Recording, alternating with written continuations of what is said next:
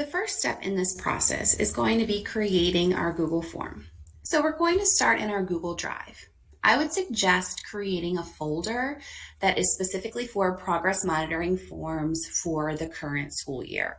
This way it's easier for you to organize the forms and the data that those forms produce. Once you're in your new folder, you're going to click the New button and you're going to come down and open a new Google form. Here we have a blank untitled form. The first step that we're going to take here is to name our form. We're going to all follow the same format just so it's easier for us.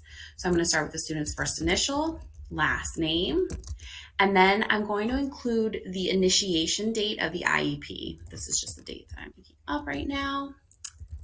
And then IEP progress monitoring. Once we're a few years in, this will allow us to be confident when we're selecting a form to complete that we're completing the most recent form. So just including that date is going to be very helpful. All right, we have our title. The next thing that we're going to do is we're going to check our settings.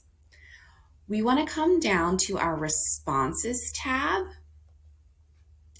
and we want to make sure that we are collecting email addresses. So we're going to click verified for collect email addresses. What this is most likely going to do in the survey is add a little checkbox that whoever is responding to the survey is going to have to check off.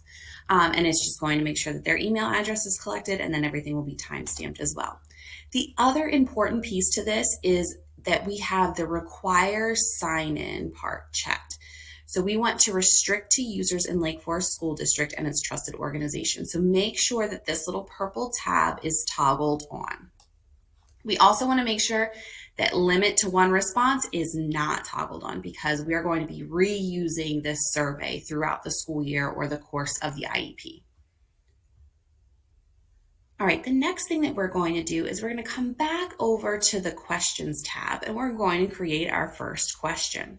So the first thing that we're going to do is just make a drop-down question with our marking periods. This is going to make it easier for us to sort our data once we have collected a marking period's worth of data. So I'm going to add marking period into this question.